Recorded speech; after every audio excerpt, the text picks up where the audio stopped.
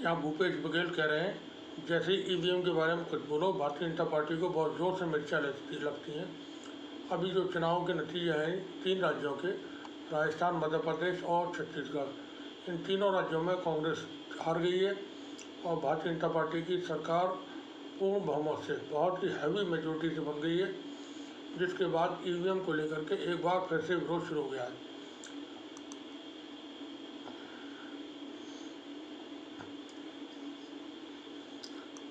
इतना जोर से मिर्ची क्यों लगती है? कुछ ना कुछ तो काला है।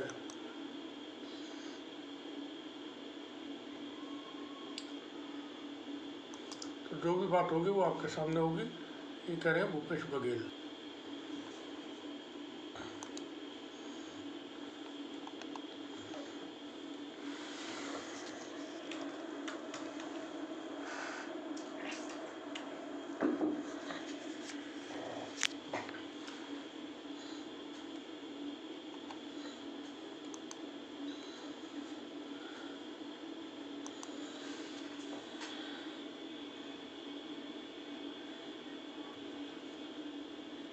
प्रधानमंत्री बनने से पहले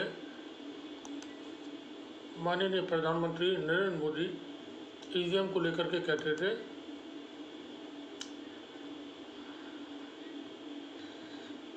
भाइयों बहनों,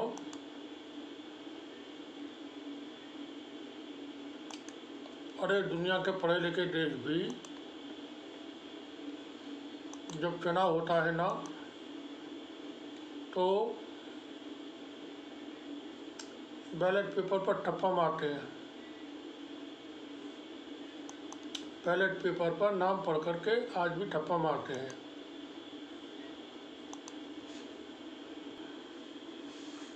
ये नेशनल कॉन्फ्रेंस के लीडर फारूक अब्दुल्ला साहब हैं, ये भी ईवीएम में गड़बड़ी की बातें कह रहे हैं कि बिल्कुल गड़बड़ी होती है। जीत पर कह रहे हैं मुबारक हो बीजेपी को, और क्या कहूँ, शुक्र है जीत गए।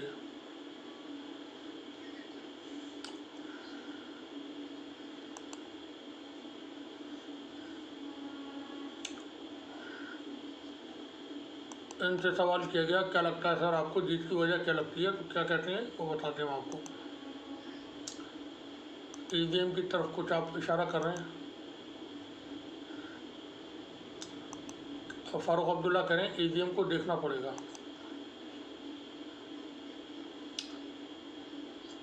ईवीएम निकाली नहीं जा सकती।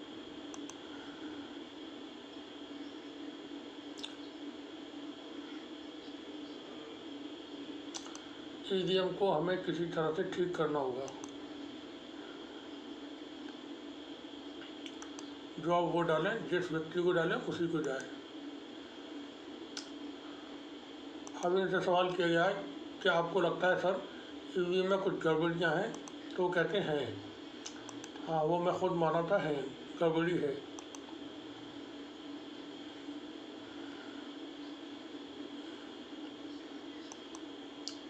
जब ये ईवीएम आई थी उस वक्त मुख्यमंत्री था जम्मू एंड कश्मीर का, उस वक्त हमने सवाल किया था कि इसमें चोरी हो सकती है। उस वक्त जो इलेक्शन कमीशन के आदमी थे उन्होंने माना था कि हाँ हो सकती है, इसमें चोरी हो सकती है। इलेक्शन कमीशन के अधिकारी ने माना था ईवीएम में चोरी हो सकती है, कह रहे हैं डॉक्टर फारूक अब्दुल्ला। ये मध्य प्रदेश में कांग्रेस के विधायक हैं फूल सिंह, और वो ईवीएम का मुंह काला कर रहे हैं। ईवीएम के खिलाफ इस वक्त विरोध प्रदर्शन कांग्रेस की तरफ से किया जा रहा है। मध्य प्रदेश के पूर्व मुख्यमंत्री दिग्विजय सिंह ने भी ईवीएम को लेकर के शुरू ही में आरोप लगाए कि ईवीएम में गड़बड़ी की गई है, और उन्होंने इसके पूरे आंकड़े दिए थे। पूरी जानकारी आपको अभी एक वीडियो में मिलेगी। कांग्रेस कितना ये कहा जाता है कि ईवीएम में छेड़खानी होती है, ईवीएम में अगर छेड़खानी नहीं होती तो कांग्रेस भी आ सकती थी। इसके लिए हम देखिए एक बात साफ कहते हैं, साफ सी बात है। हमने आपको एक दिग्विजय सिंह जी का एक आप देख लीजिए, परसों उन्होंने 230 जो वो हैं पोस्टल बैलेट विधानसभा की 230 सीटों की जारी की है। उन्होंने आंकड़े। भाई आप ही कहते हैं ना कि जिधर सब चलते हैं, जिधर सब चलने लगते हैं उधर ही पोस्टल बैलेट सबसे पहले होते हैं। पोस्टल बैलेट में 230 सीटों में 199 सीट कांग्रेस पार्टी ने जीती पोस्टल बैलेट। हम इसके अलावा और कुछ नहीं कहते। 230 में से 199 सीट कांग्रेस पार्टी को पोस्टल बैलेट में जीत मिली। मध्य प्रदेश का ये रिजल्ट आया, इस पर अभी आप लोग क्या एनालिसिस है, क्या आप लोग बात हो रही है, मंथन होगा, कांग्रेस की वर्किंग कमेटी बैठने वाली है, चर्चा करेंगे।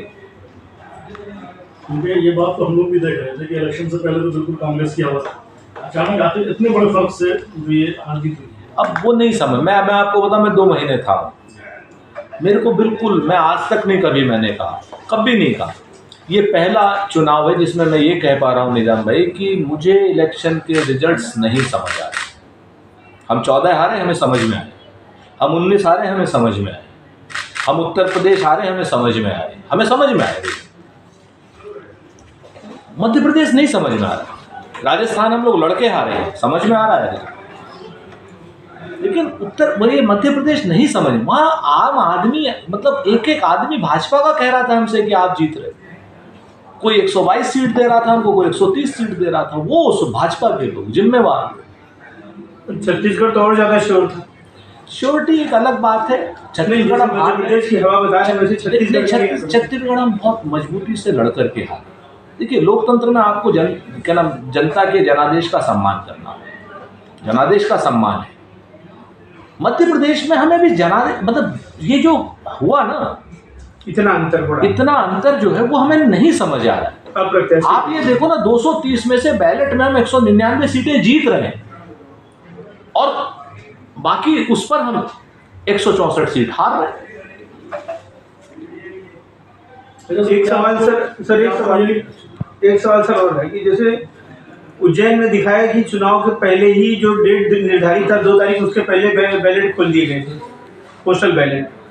कई घटनाएं होती हैं कि फला जगह गाड़ी में ईवीएम पकड़ी गई या यहाँ पे ये गड़बड़ी हुई, तो इसको लेकर पार्टी का क्या स्टैंड है चुनाव आयोग के सामने? हमें तो देश के संविधान पर पूरा भरोसा है। हमारे पास जो गड़बड़ियों की शिकायत आई है, लगभग 15,000 के आसपास है, उनको सबको हमने चुनाव आयोग को भेजा। हम अपनी तरफ से कोई मसालेदार, कोई सनसनी नहीं फैलाना चाहते, क्योंकि हम लोग जिम्मेवार लोग हैं। हम भाजपा की तरीके से नहीं है कि कोई थेथड़ई करे। सरकार का, चुनाव आयोग का काम है कि संवैधानिक रूप से निष्पक्ष तरीके से जांच करें। भाई अभी हम कुछ भी कह दें तो कहेंगे साहब ये रोने लगे, हार गए। भाई हम पहली बार हार रहे हैं या पहली बार जीत रहे हैं? फिर वो जैसे हम ये कहेंगे ईवीएम की बात, कोई भी कहना आप तेलंगाना में जीत रहे।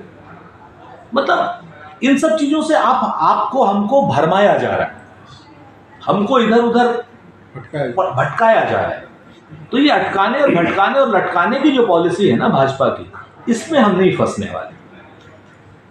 अच्छा सर, अभी एक बात आई थी यहाँ पे जो ये साहब कह रहे थे कि क्या अभी भी ऐसा नहीं लगता है कि कांग्रेस बूथ लेवल पे अभी तक मजबूत नहीं है? बहुत मजबूत होते तो जीत जाते। इस सिलसिले में आप लोग क्या भैया मेहनत कर रहे हैं। आज की डेट में मैं भी आपके सामने बैठा हूँ। गुटबाजी भी यहाँ पर 2023 हो गया, गुटबाजी भी बहुत चल रही है ना। गुटबाजी हमेशा अच्छी होती है। लोकतंत्र में मतभेद होना सामान्य प्रक्रिया है, इस चीज को जान लीजिए। तो मेहनत तो सब 2014 से शुरू हो गई थी, उसके बाद सभी 2023 में 2024 सामने। देखिए एक बात बताएं आपसे मौलाना साहब, मेहनत में कोई कमी नहीं है। मेहनत में अगर कमी होती तो 40% से ऊपर वोट आता मध्य प्रदेश में, छत्तीसगढ़ में, राजस्थान में। आप बताओ ना, मेहनत में कमी होती तेलंगाना में आते हम सरकार में, क्या ना आते क्या? आप बताओ हमको।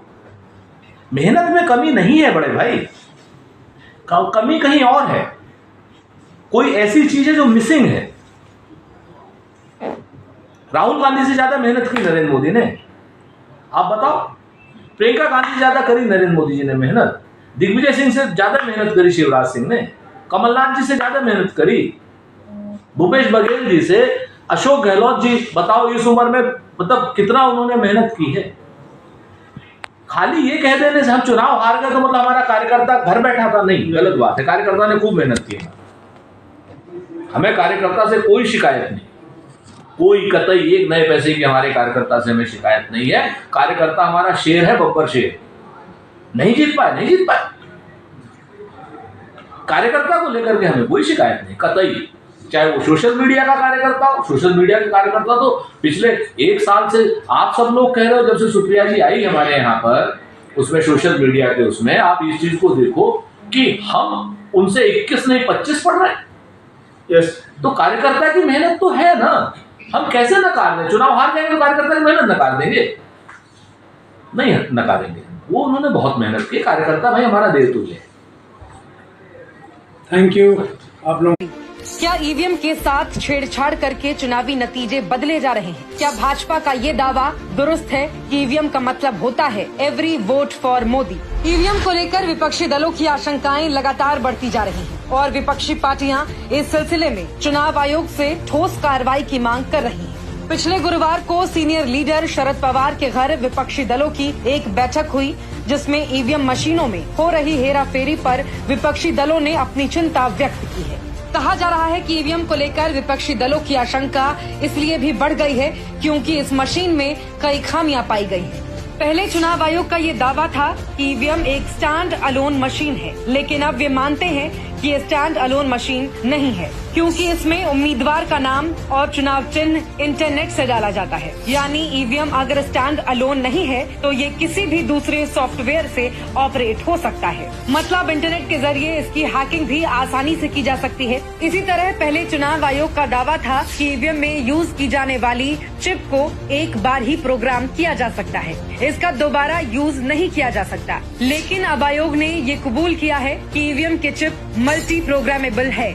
चुनाव आयोग ने जो खुलासे किए हैं उससे साफ हो जाता है कि ईवीएम भरोसे के लायक मशीन नहीं है। इसकी हैकिंग करके चुनावी नतीजे बदले जा सकते हैं। जिस तरह दूसरी चीजें हैक की जा सकती हैं, उसी तरह ईवीएम भी हैक किया जा सकता है। ईवीएम पर आशंका इसलिए भी बढ़ गई है क्योंकि मोदी सरकार चुनावी नतीजों को एक महीने तक टालती रहती है। ऐसा त्रिपुरा, गुजरात और हिमाचल प्रदेश में देखा गया है। साफ है कि ईवीएम के साथ कुछ गड़बड़ झाला है। अगर मोदी लहर है और मोदी सरकार को अपनी लहर पर यकीन भी है तो वो बैलेट पेपर पर चुनाव के लिए क्यों तैयार नहीं होती?